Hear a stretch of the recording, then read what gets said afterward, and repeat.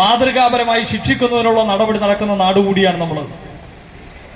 പക്ഷേ സർക്കാർ തലത്തിൽ ഇത്തരത്തിൽ ഇടപെടലുകൾ നടക്കുമ്പോഴും നമ്മുടെ നാടിനകത്ത് ഇതിൻ്റെ വ്യാപനം വർദ്ധിച്ചുകൊണ്ടിരിക്കുകയാണ് എന്നാണ് കണക്കുകൾ പുറത്തു വരുന്നത്. 10 വയസ്സ് മുതൽ 17 വയസ്സ് വരെയുള്ള കുട്ടികളിലാണ് ഇപ്പോൾ ലഹരിയുടെ, ഈ പുതിയ കാലത്തെ രാസലഹരിയുടെ ഉപയോഗം വർദ്ധിച്ചു വരുന്നതായി കാണാൻ കഴിയുന്നത്. നമ്മളിവിടെ കേട്ട മറ്റൊരു കാര്യം, ഇതാർക്കും ഒറ്റയ്ക്ക് നേരിടാനാവാത്ത ഒരു മഹാവിപത്താണ്. ഇതിനെ മനുഷ്യനെ മുഴുവൻ അണിനിരത്തിക്കൊണ്ട് മാത്രമേ നമുക്ക് ചെറുക്കാനും തോൽപ്പിക്കാനുമാവൂ എന്നുള്ളതാണ്. ഇത് രണ്ടും പരമമായി യാഥാർത്ഥ്യമായി നമ്മുടെ മുമ്പിൽ നിൽക്കുക.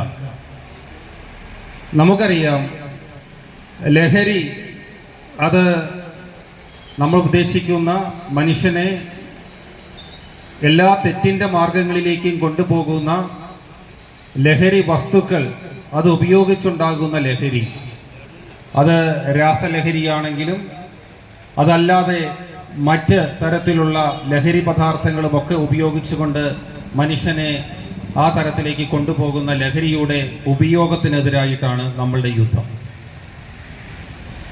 ഞാൻ ഇവിടെ എന്ത് സംസാരിക്കുമെന്ന് ആലോചിച്ചപ്പോൾ ഞാൻ ഇന്ന് വായിച്ച ഒരനുഭവവും വളരെ നേരത്തെ പ്രയത്നിക്കുകയും ചെയ്യും. ലഹരി മുക്ത നവകേരളം പടുത്തുയർത്തുവാൻ എൻ്റെ എല്ലാ കഴിവുകളും വിനിയോഗിച്ച് പ്രവർത്തിക്കും എന്ന് ഞാൻ